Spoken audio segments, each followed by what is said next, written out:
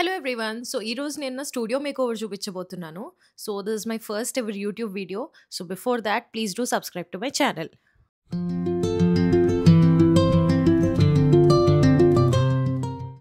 So first అయితే ఒక corner select చేసుకున్నాను. మనం ఫోటో షూట్స్ చేసినా ఏం చేసినా కూడా బాగుంటుందని. సో ఈ 3 ఫ్రేమ్స్ అయితే నేను తీసుకుని వచ్చాను. But the thing is just ఆ 3 ఫ్రేమ్స్ పెడితే అస్సలు బాగాలేదు. సో ఏదన్నా యాడ్ ఆన్ ఉండాలి, పర్సనల్ టచ్ ఉండాలని నేనేమనుకున్నాను అంటే ఫస్ట్ స్టూడియో అయితే ఒక థీమ్ సెలెక్ట్ చేసుకున్నాను. బేజ్ అండ్ మరూన్ కాంబినేషన్స్లో స్టూడియో మొత్తం ఉండాలని నేను డిసైడ్ చేసుకున్నాను. సో నేను బోత్ ఎండ్స్కి ఏం చేశానంటే ఫ్లోర్ నుంచి మెజర్మెంట్ తీసుకుని ఒక హైట్ మార్క్ చేసేసుకొని టేప్ వేసేసుకుని, అలాగే ఫ్రేమ్స్ మార్క్ చేసుకున్నాను కదా, దాని నుంచి ఒక 5 ఇంచెస్ గ్యాప్ ఉంచేసి మళ్ళీ నేను బోత్ ఎండ్స్ ఫ్లోర్ నుంచి మార్క్ చేసుకొని టేప్ వేసేసుకొని ఐ స్టార్టెడ్ పెయింటింగ్. సో నేను ఇనిషియల్గా ఏమనుకున్నానంటే స్టూడియో అంతా ఒక థీమ్ సెట్ చేసుకొని బేజ్ అండ్ రెడ్డిష్ మరూన్ కాంబినేషన్లో మొత్తం స్టూడియో అంతా డిజైన్ చేసుకుందాము. సో ఏ కార్నర్లో పెయింటింగ్ చేసినా లేకపోతే షూట్ చేసినా బ్యాక్గ్రౌండ్ అనేది చాలా వైబ్రెంట్గా ఉండడంతో మనము షూట్ చేసే ప్రోడక్ట్స్ అనేవి చాలా బాగా వస్తాయని నేను మొత్తం స్టూడియో అంతా బేజ్ అండ్ మరూన్లోనే డిజైన్ చేసుకున్నాను. సో పెయింటింగ్ అయిపోయింది ఫస్ట్ లేయర్. నేను ఏం చేశానంటే జస్ట్ ప్లెయిన్ స్ట్రిప్లా వేయకుండా నేను కింద కొంచెం స్కాలోపింగ్ ఇచ్చాను. సో దానికి నేను ఏం చేశానంటే ఒక art use and throw plates ఉంటాయి కదా, నా దగ్గర అప్పుడు అదే ఉండింది. సో నేను ఆ పెడల్ షేప్ అనేది స్కెచ్ చేసేసుకొని నేను అది కట్ చేసేసుకున్నాను.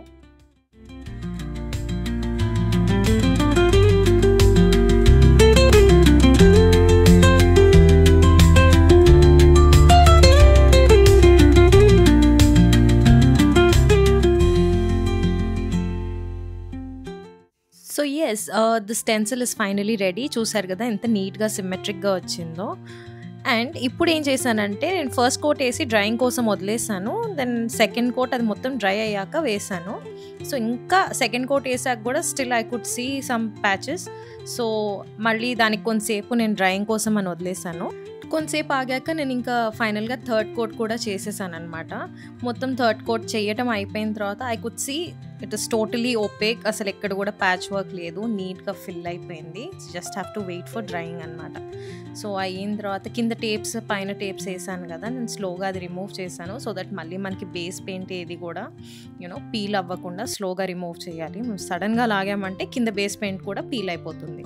సో కింద నేను పెయింట్ చేసినప్పుడు రోలర్తో బై మిస్టేక్ కొంచెం ప్యాచెస్ టచ్ అయ్యాయి. బట్ స్టిల్ నాకు I don't have any problem because నేను కింద ఎట్లయినా స్కాలోపింగ్ చేస్తున్నాను. సో నేను ఏం చేశానంటే ఇందాక చేసిన స్టెన్సిల్ తీసుకొని ఆ ప్యాటర్న్ రిపీట్ చేస్తూ నేను కంటిన్యూస్గా డ్రా చేస్తూ వెళ్ళిపోయాను అనమాట, మొత్తం ఎల్ షేప్లో.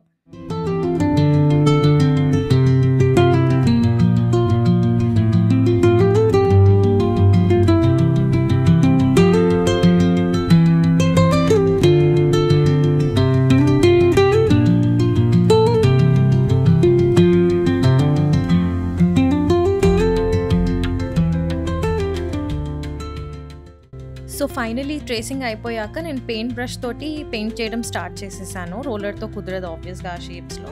సో పైన అంత థిక్ లేయర్ వచ్చింది కాబట్టి మనకి బ్రష్ తోటి చాలా ఫైన్ లేయర్ ఆఫ్ పెయింట్ వస్తుంది. సో నాకు ఆల్మోస్ట్ 6 to 7 లేయర్స్ పట్టింది, చాలా టైం పట్టింది ఆ థిక్నెస్ని మ్యాచ్ చేయడానికి. And tada, it's finally ready.